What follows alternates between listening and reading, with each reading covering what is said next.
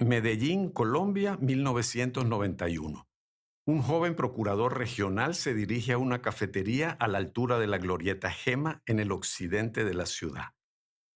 Como todo procurador colombiano, una de sus misiones es investigar la corrupción dentro del Estado.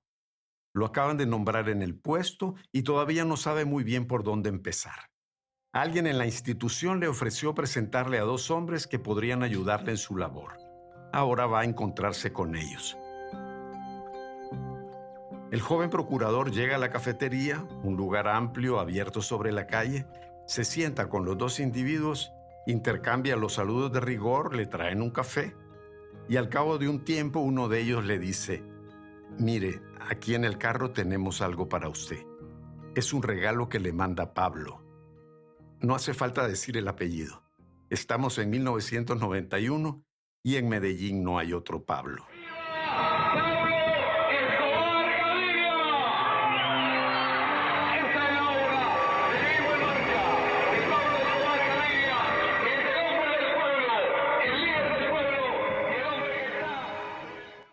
En aquel momento, el jefe del cartel de Medellín estaba preso. Vivía como un rey en la cárcel de la catedral que él mismo había construido. Allí todos los guardias y reos estaban a su servicio. La catedral era el centro de operaciones de un lucrativo negocio. Los emisarios le dicen al joven procurador que la intención de Pablo es agradecerle su trabajo en pro de los derechos humanos. «No, gracias», les contesta. «Yo ya recibo un sueldo por mi trabajo y no puedo aceptar regalos». Los dos hombres se quedan pasmados. Insisten. Es inconveniente rechazar un regalo de Pablo. Y además, ¿qué sentido tiene? Todos en Medellín reciben. Pablo le da a todo el mundo. Pero no, el procurador no acepta. Se levanta y se va, consciente de que su gesto puede traer consecuencias. Corren los tiempos de plata o plomo. El nombre del procurador ya lo habrá adivinado el oyente. Es Iván Velásquez Gómez, el futuro jefe de la Comisión Internacional contra la Impunidad en Guatemala. Esta no fue la última vez que su camino se cruzó con el de Pablo Escobar.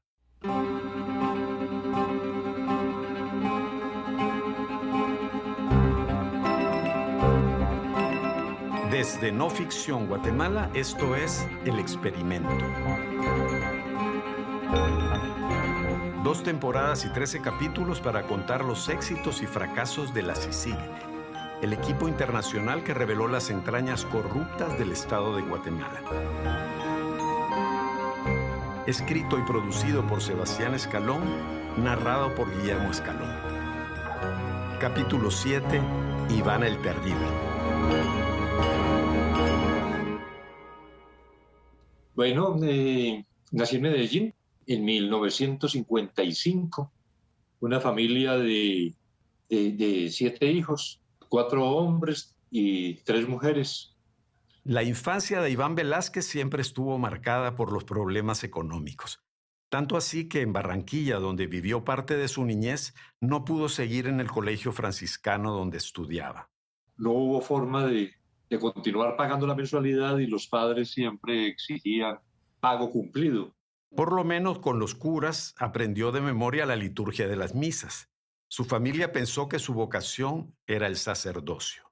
Esas eran las intenciones maternas. Ajá. Muchas familias, muchas madres en ese tiempo creían que tenían que entregarle un hijo a Dios, a consagrarlo. Dios no lo quiso así.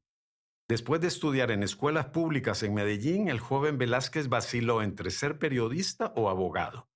Ganaron las leyes. Entró a la Universidad de Antioquia y empezó a trabajar en los juzgados de la ciudad. Ya graduado, trabajó como abogado en diferentes bufetes y al mismo tiempo empezó labores en pro de los derechos humanos. Participó, por ejemplo, en un grupo que buscaba mejorar las condiciones de vida de los prisioneros. La consigna del grupo era: los cactus también florecen. El hecho que una persona esté presa no significa que perdió derechos, ni que haya dejado de ser humana, ni que en su condición de humana merezca el aprecio y pueda producir flores hermosas como los cactus que también florecen. En 1991 fue nombrado procurador regional de Antioquia. Eran años de violencia desatada. El cartel de Medellín se había partido en dos facciones, una fiel a Pablo Escobar y otra que juraba matarlo. Los ajustes de cuentas despellejaban la ciudad. Mientras tanto, las guerrillas y los paramilitares secuestraban y masacraban civiles por todo el país. Y en medio de eso, la Procuraduría, con recursos mínimos, se encargaba de investigar las violaciones a los derechos humanos. En esas tareas estaba Iván Velázquez cuando Pablo Escobar intentó sobornarlo. Haber rechazado el dinero era un riesgo. Claro, porque ese es un rechazo a, a, a la magnanimidad del poderoso. Decidió entonces ir a la cárcel de la catedral y explicarle en persona a Pablo por qué no podía recibir regalos. Y efectivamente, fui a la cárcel de la catedral y le dije a Escobar, recibí a dos personas que usted me envió, me llevaban un regalo, un dinero, muchas gracias, pero como les dije a ellos y les mandé a decir a usted, yo no recibo, nunca recibo ningún dinero diferente al sueldo. Y, porque él dijo, no, sí, un error, qué pena con usted haber hecho eso, pero era sin mala intención, era solo como el reconocimiento. Y era una manera de ponerlo en planilla, ¿no? En su planilla. Claro, claro. En esto una persona recibe la primera vez y recibe por toda la vida hasta que el dueño decida. Meses después, Iván Velázquez volvió a la catedral. Su misión, inspeccionar la cárcel para documentar los lujos de los que gozaba el jefe del cartel de Medellín. Las habitaciones de los presos eran espaciosas. Uno entraba y estaba la sala con muebles como las de cualquier casa de clase media alta. No son lujosos, pero son muebles finos. Y al fondo se veía una pequeña cocina con una barra como de comedor. Uh-huh. Y luego allí a la derecha uno entraba y estaba una cama que debía ser como de 2 por 2, pero con el tendido pues de cama fino, una biblioteca, un escritorio elegante. Iván Velázquez tomó fotografías de todo lo que observó y las mandó a sus superiores. Luego estas llegaron a manos de la prensa. Las imágenes provocaron un escándalo de talla mundial. ¿Y esas fotografías son las que al final influyeron para que el gobierno decidiera sacarlo de esa prisión? En parte, porque se presentó un hecho que resultó pues de muchísima más gravedad que las condiciones de vivienda o de reclusión de esta gente, y es que dentro de la cárcel Escobar mató socios de él. Hombres de la Fiscalía Regional continuaron hoy las excavaciones en la cancha de microfútbol de la antigua cárcel de la Catedral, en donde ayer se encontraron enterrados restos humanos y algunas prendas de vestir. Las características de los pedazos de tela hallados coinciden con la ropa que llevaba puesta el 4 de julio del año pasado Fernando el Negro Galeano, uno de los hombres que se dice fue ajusticiado por Escobar dentro del penal. Según investigaciones... El gobierno decidió ponerle un hasta aquí al preso más rico del mundo. En julio de 1992, las autoridades organizaron un operativo para trasladarlo. Escobar entró en pánico, pensó que lo querían matar o peor aún, extraditarlo a Estados Unidos. Tomó rehenes y luego escapó junto a sus hombres más fieles. Por alguna razón, Escobar pensó que el origen de toda la operación era Iván Velázquez. Cuando se produce la fuga, al día siguiente, estaba en una reunión con el gobernador de Antioquia y con el secretario de gobierno y una periodista, cuando la periodista recibe una llamada de Roberto Escobar. El hermano. El hermano. La periodista le pone el altavoz y Escobar está enloquecido, gritando, vociferando, que a ese hijo de puta procurador lo vamos a matar, él es el primero, él sabía lo que iban a hacer y lo mataremos, pero es que ese es el primero, ese tal por cual ya no vive. Y yo escuchando ahí Los 18 meses que duró la fuga de Escobar fueron un infierno. El capo, desesperado, mandó a colocar bombas que mataron a decenas de civiles. En su huida, asesinó a más de 100 policías y jueces. Y nos dedicamos a darle a los políticos, a quemarles las casas y hacer una guerra civil bien berraca. Entonces nos tienen que llamar al diálogo de la paz y arreglamos con todo el mundo y se nos arreglan los problemas. No le veo otra solución. Pero hay que luchar, hermano, y hay que poner todo el corazón para esto y nos vamos a morir todos, nos morimos todos. Todo terminó en diciembre de 1993. El bloque de búsqueda de Pablo Escobar acaba de abatir al jefe del cartel de Medellín en una operación cumplida en inmediaciones de la Plaza de la América en el sector del occidente de Medellín.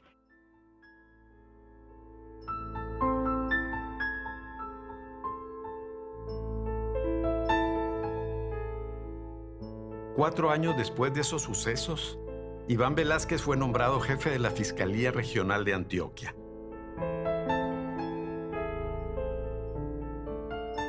La muerte de Pablo Escobar no trajo un instante de paz a Medellín. La violencia política arreció. Los grupos paramilitares se enraizaron en la región y con la excusa de luchar contra la guerrilla, empezaron a matar. Eran organizaciones de civiles en el día y asesinos paramilitares por la noche. Con el apoyo del ejército, expulsaron a decenas de miles de campesinos de sus tierras. Cometieron masacres por todo el territorio colombiano que recuerdan demasiado a las del ejército de Guatemala y las patrullas de autodefensa civil. Igual que en Guatemala, todo disidente era considerado subversivo y todo subversivo debía ser eliminado. Entre las víctimas de los paramilitares, Jesús María Valle, amigo cercano de Iván Velásquez. Jesús María Valle venía denunciando desde el año anterior la participación de militares con paramilitares en las masacres que se cometían en su pueblo Ituango. Estas denuncias le costaron la vida. 2 hombres entraron a su oficina y lo abatieron. Era el último día de febrero, el día del cumpleaños de Jesús María Valle, que lo matan en su oficina y entonces como director llego yo a la oficina de Valle. Allí está, tirado en el suelo, asesinado, con los pulgares amarrados con cordón de zapatos, los 2 pulgares, signo paramilitar de inmovilidad. Esas eran las fuerzas a las que Iván Velásquez se enfrentaba en la fiscalía, una fiscalía infiltrada por el crimen organizado. Para obtener resultados tuvo que armar un equipo de confianza aislado del resto de la institución. Pronto realizaron un descubrimiento decisivo. En un parqueo de Medellín encontraron la oficina de los paramilitares. Cuando los fiscales entraron, ¿cuál fue su sorpresa al ver a un hombre que intentaba comerse documentos y romper disquetes? Era el contador de las autodefensas campesinas de Córdoba y Urabá. En la oficina encontraron la lista de financistas del grupo criminal, finqueros, políticos, empresarios. Iván Velásquez ordenó bloquear más de 500 cuentas bancarias de estos financistas e inició una investigación contra todos ellos. Fue un golpe brutal, pero la reacción fue más brutal aún.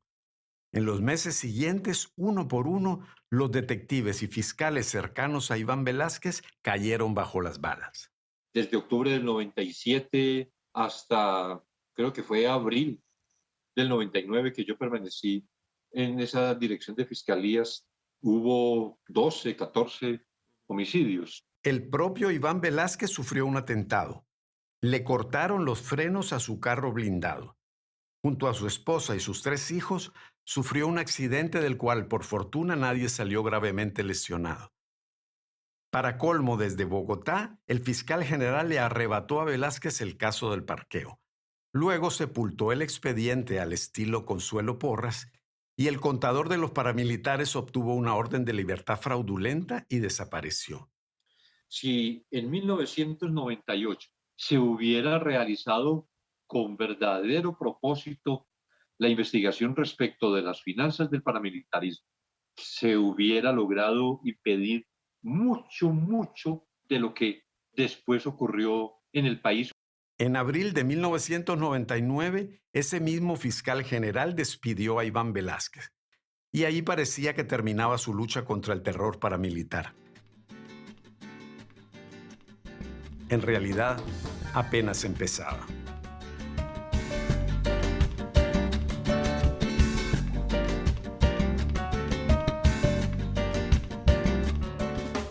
Un año después, Velázquez fue nombrado magistrado auxiliar de la Corte Suprema de Justicia.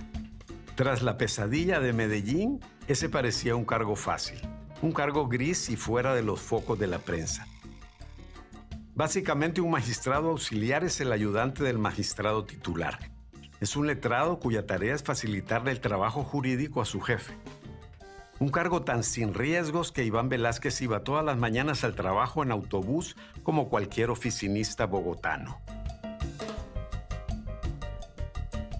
Un remanso de paz que le duró poco. En el 2005, un jefe paramilitar llamado Salvatore Mancuso declaró que su organización controlaba más de un tercio del Congreso colombiano. Nadie le creyó. Seguro que estaba exagerando para darse importancia. Pero Iván Velázquez quiso ver si algo de verdad había en eso. Resulta que en Colombia la Corte Suprema tiene autoridad sobre el Congreso. Eso le permite investigar, juzgar y condenar a los diputados y senadores en procesos bastante rápidos. Velázquez tuvo luz verde para armar un equipo de investigación y sus resultados sacudieron a la sociedad colombiana. Cuando el ex jefe paramilitar Salvatore Mancuso dijo los nombres de los principales dirigentes con los cuales habían hecho pactos para acceder a alcaldías, gobernaciones, consejos, asambleas y hasta el Congreso de la República. Los acuerdos entre políticos y paramilitares ocurrieron entre 2000 y 2006. Por eso la prensa bautizó ese oscuro episodio de la vida nacional con el nombre de parapolítica. Eran las épocas en que Iván Velázquez demostró que los paramilitares usaban su poder de intimidación para manipular elecciones a cuenta de políticos amigos. A veces rellenaban las urnas. Otras veces, a punta de fusil, obligaban a los habitantes de un municipio a votar por tal candidato. Y así el Congreso se llenó de aliados de los paramilitares. Pronto las investigaciones pusieron en aprietos a un hombre, Álvaro Uribe Vélez, presidente de la República. Muchas figuras de la parapolítica eran sus aliados más cercanos, gente de poder, gente que se creía intocable. Gente como Mario Uribe, presidente del Congreso y primo de Álvaro Uribe. Él fue uno de los que ganó las elecciones con la ayuda de los paramilitares. Lo condenaron a 7 años de cárcel, pero no fue el único. Álvaro Araújo Castro, Alfonso Campo, Muriel Benito Rebollo, Mauricio Pimiento, Luis Eduardo Vives, Eleonora Pineda, Juan Manuel López Cabrales, Reginaldo Montes y César Pérez García fueron otros de los legisladores a los que la justicia halló culpables. Las investigaciones iniciadas por Iván Velázquez llevaron a la cárcel a más de 250 personas, entre ellas 59 diputados y senadores. Pero sobre todo mostraron que el paramilitarismo gozaba del respaldo de sectores muy poderosos de la sociedad colombiana. Según Velázquez, los paramilitares eran el brazo armado de la captura del Estado colombiano por las élites económicas. Aquí no es que un grupo de hombres armados resolvió de pronto tomarse el Estado, sino que más bien frente a la posibilidad de avances democráticos, las élites que han controlado el poder por siempre aquí utilizan ejércitos paramilitares para controlar, impedir que haya avances en la democracia en Colombia que significarían también inclusive transformaciones en el modelo económico. Las élites y Álvaro Uribe no se iban a quedar de brazos cruzados mientras Velázquez diezmaba al Congreso. La contraofensiva tomó cuerpo. Velázquez y su familia fueron puestos bajo vigilancia. Los servicios de inteligencia intervinieron sus teléfonos. Su propio chofer se convirtió en informante, al igual que la mujer que limpiaba su oficina. Campañas mediáticas orquestadas por el presidente buscaron detener sus investigaciones. Incluso aparecieron testigos falsos que intentaron sin éxito incriminar al magistrado auxiliar. Finalmente, el pacto de parapolíticos consiguió su objetivo. Los nuevos magistrados de la Corte Suprema empezaron a obstaculizar el trabajo de Velázquez. Le arrebataron sus casos para enterrarlos mejor. Velázquez entendió que su tiempo en la Corte Suprema había terminado. En el 2012 renunció a su cargo sin imaginar que muy pronto un nuevo reto se abriría ante él. La lucha contra la parapolítica le había dado tal prestigio internacional que en el 2013 fue contactado por Naciones Unidas. Le pidieron que postulara al puesto de jefe de una tal comisión internacional en un país centroamericano que apenas conocía. Y así fue como Iván el Terrible, como se le llamó en referencia al primer zar de Rusia, aterrizó en Guatemala.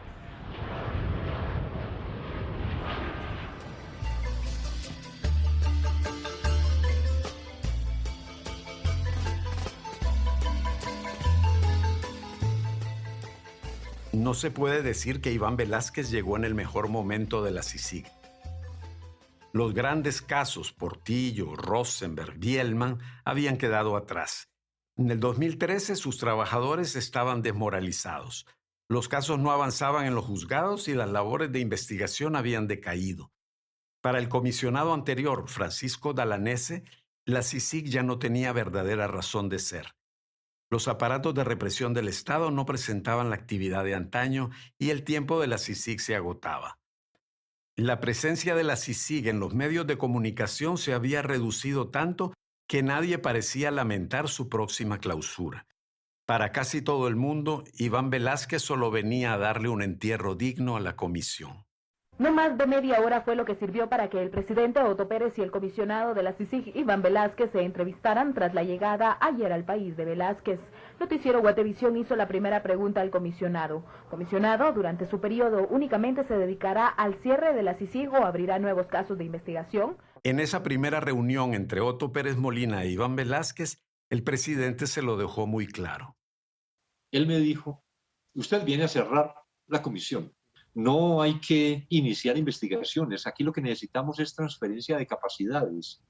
Entonces, los casos que tenga, empiecen a cerrarlos, porque ya no se pueden abrir más casos. ¿Y qué contestó usted? Sí, yo sé, estoy consciente que esto es hasta el 3 de septiembre del 2015 y que vamos a cerrar. Yo no recuerdo exactamente, pero no me opuse. Bueno, entendido. Más bien decir en esos términos, entendido. Iván Velázquez admite que en ese momento no tenía un plan de trabajo claro. No conocía Guatemala ni tampoco conocía el funcionamiento de la CICIG.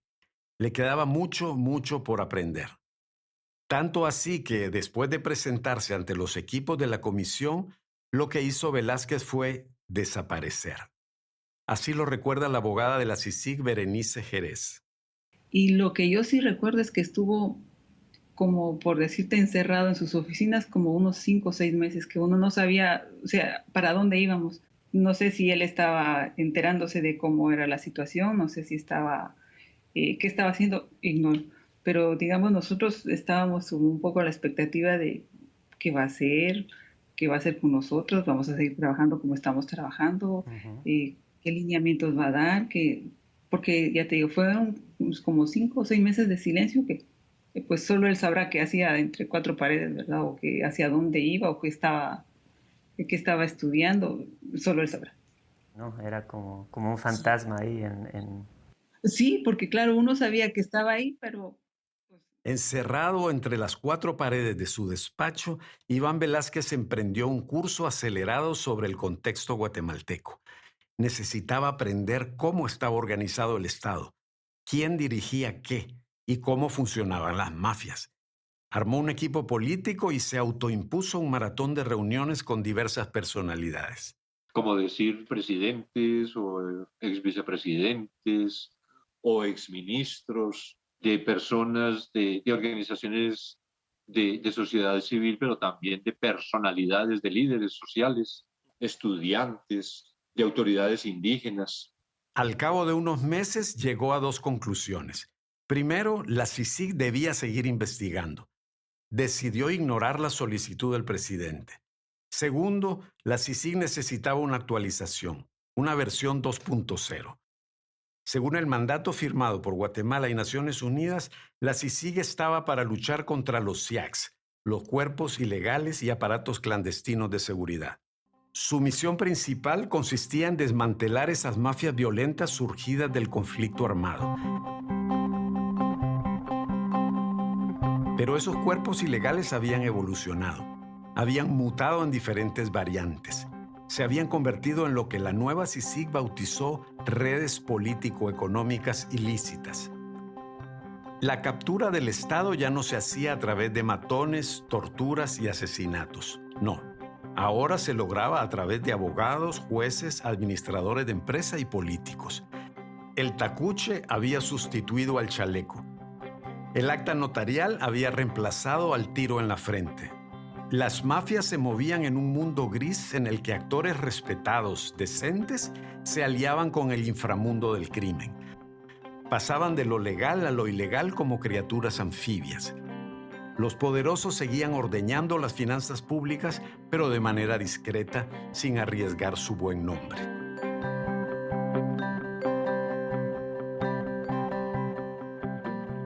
Si la CICIG quería combatir la captura del Estado por las mafias, tenía que evolucionar tanto en su enfoque como en su estructura.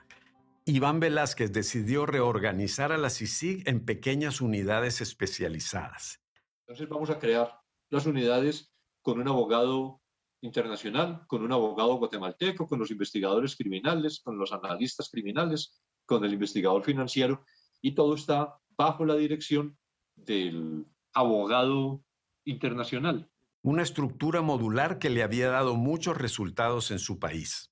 Yo podría decir que la CICIG es la acumulación de experiencias desde la Procuraduría Departamental hasta esta actividad de la investigación de la parapolítica en Colombia. A cada equipo le dio un área de investigación. Eran 5 áreas que representaban los grandes focos de corrupción en Guatemala. La primera, corrupción en aduanas. La segunda, corrupción administrativa, es decir, la corrupción dentro de los ministerios, municipalidades y demás instituciones públicas. La tercera, corrupción judicial. La cuarta, el financiamiento electoral, el origen mismo de la cooptación del Estado. Y la quinta, el despojo de tierras, un eje que la Comisión no logró desarrollar demasiado. Las decisiones de líneas estratégicas para poder enfocarse en un área y no en otra, tienen que ver con todo un plan de visibilización del fenómeno que estaba haciendo el comisionado. Ella es María Eloísa Quintero, experta en redes criminales. Quintero fue directora de investigaciones de la CICIG. En el 2014 era asesora de Iván Velásquez. Como una institución de apoyo, era la CICIG, uno tiene que elegir, uno de los criterios es el caso que ayuda a visibilizar o un nuevo fenómeno o una arista de un fenómeno a los efectos de dejar en claro un patrón de comportamiento. Por ejemplo, cómo se utilizaban las empresas fantasmas. ¿Sí? O por ejemplo, en el caso este que vimos, que fue durante mi gestión, cuando es el caso del sometimiento del poder legislativo en manos del poder ejecutivo. Entonces, ahí uno ve que, bueno, entonces uno puede visibilizar, porque si uno quiere combatir la corrupción y la impunidad, cuando ya se tocan, digamos, las aristas de la división de poderes, por eso les decía la importancia de tener una visión macro y una visión integral. Revelar cuál es el papel de las plazas fantasmas. En un momento, en el desarrollo de la CICIG, cuando llegué, había muchos casos de plazas fantasmas, porque habían sido develados, pero cuando uno hace una investigación macro y cruza el resto de las informaciones, se da cuenta que eso no solamente está presente en muchos de los supuestos y los casos previos, sino que también la plaza fantasma no es más que el síntoma de otra cosa, que la plaza fantasma no es un caso por sí mismo, sino que es la moneda de comercio del fenómeno de la corrupción. Y entonces lo interesante es ir a ver el fenómeno de la corrupción que está por detrás, donde una de las monedas de pagos es la plaza fantasma. A sus equipos, Iván Velásquez les dijo, vayan y busquen. Revisen archivos, vean qué denuncias tiene el Ministerio Público y qué señalamientos nos han llegado. Tráiganme casos que merezcan una investigación. Y así, la comisión relanzó sus investigaciones con un ímpetu renovado. A primeras horas del día, delegados de la Comisión Internacional contra la Impunidad en Guatemala. Los resultados no tardaron en llegar. Las estructuras corruptas que campaban a sus anchas dejaron de ser invulnerables. realizaron una serie de allanamientos en diferentes puntos de la ciudad capital para dar con la captura y desarticulación de una estructura criminal que lidera presuntamente desde un centro carcelario el capitán del ejército Byron Lima Oliva. El masivo operativo concluyó con la captura... Condenado a 20 años de prisión por el asesinato del obispo Juan Gerardi, Byron Lima se había convertido en el reo más poderoso del país. Como todo un Pablo Escobar, entraba y salía a su antojo de la cárcel de Pavoncito, su feudo, su cuartel general. Prisioneros y guardias le obedecían. Le obedecía incluso el director del sistema penitenciario. Desde Pavoncito manejaba sus negocios lícitos e ilícitos. Una de sus fuentes de ingresos era la extorsión a otros reclusos. Cuando alguien importante caía preso, un narco por ejemplo, Byron Lima exigía su traslado a Pavoncito. Ya en su poder, el reo tenía que pagar sí o sí. Y cuando no tenía dinero... Si no tenían dinero, le pagaban con carros o con propiedades.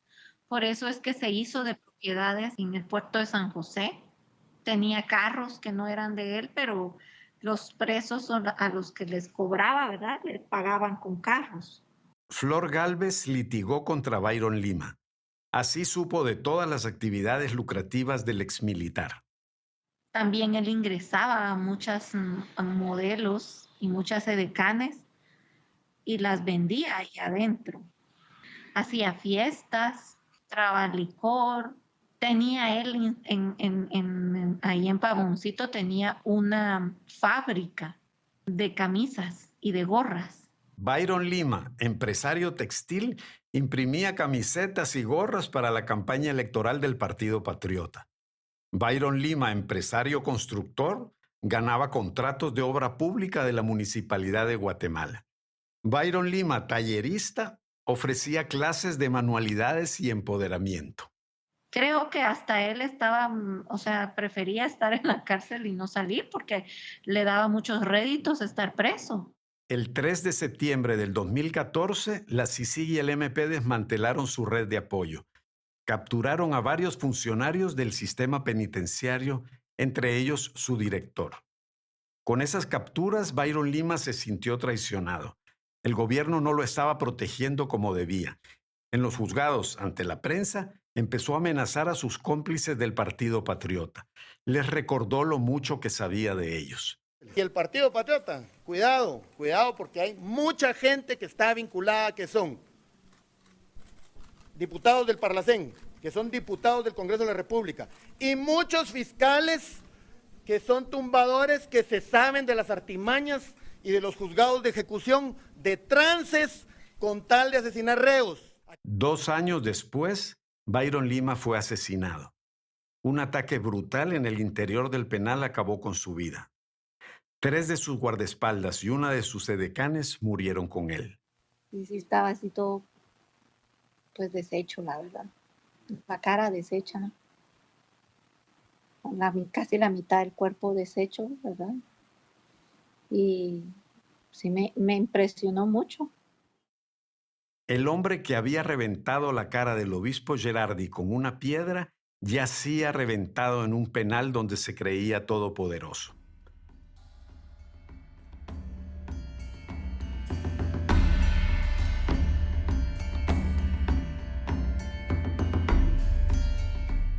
Dos meses después de la desarticulación de la estructura de Lima, la CICIG capturó a otro intocable, uno de los hombres más peligrosos de Guatemala, Haroldo Mendoza Mata, narcotraficante, terrateniente y jefe de sicarios temido en todo Izabal y Petén.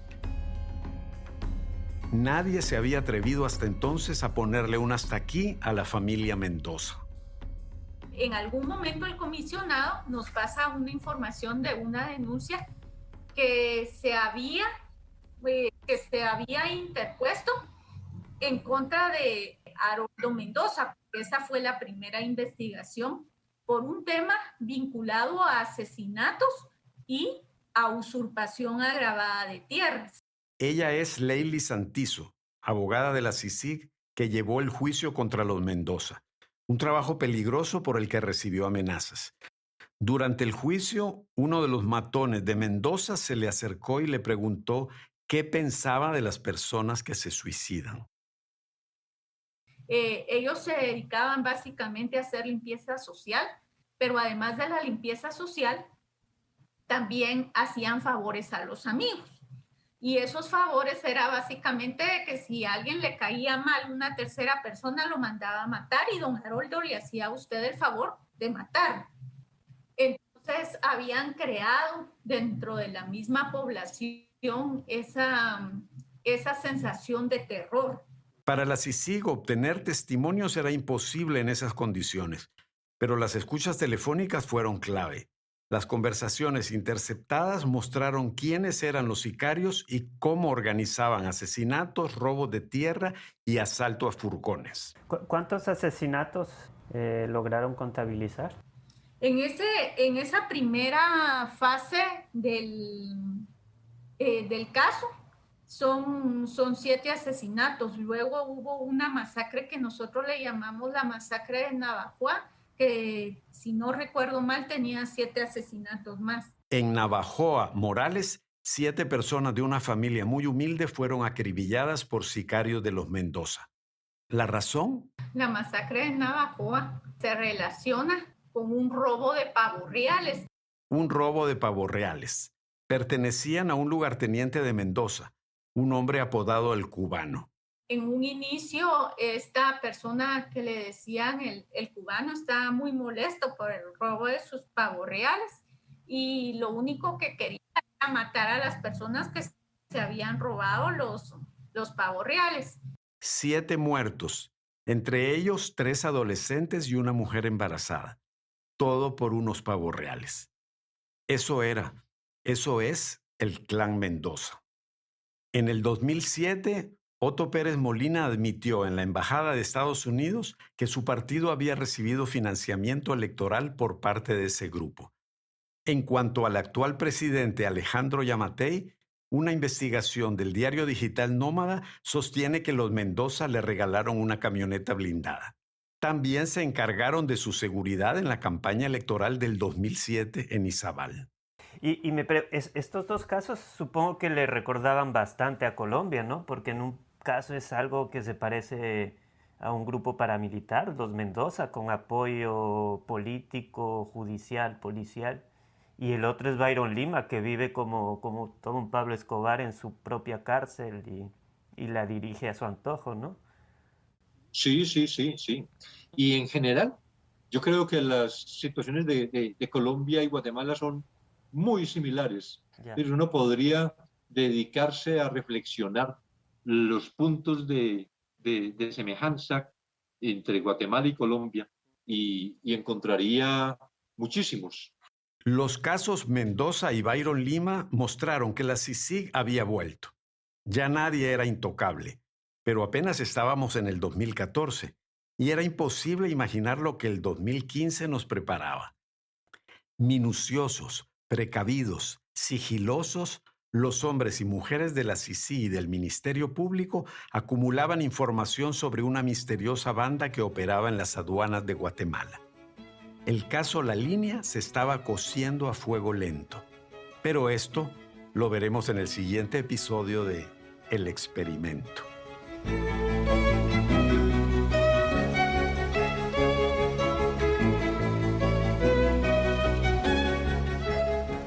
El Experimento es un podcast producido por No Ficción Guatemala, narrado por Guillermo Escalón, investigación, guión y montaje Sebastián Escalón, edición de textos Osvaldo Hernández, asistente de producción Giovanna García, la música es de Lloyd Rogers y Kevin MacLeod. El Experimento fue grabado en Nevería Records por Ikari Lawrence, técnico de grabación.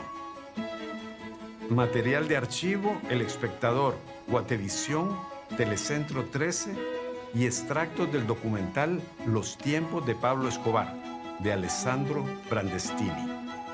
Para contar la trayectoria de Iván Velázquez en Colombia, nos basamos en el libro Aquí no hay muertos, de María McFarland. Esta producción ha sido posible gracias a la Seattle Foundation y a los más de 150 patrocinadores que respondieron a nuestra campaña de crowdfunding. No Ficción cuenta a Guatemala a través de reportajes, crónicas y periodismo de datos. Búscanos en todas las redes sociales como @noficcióngt.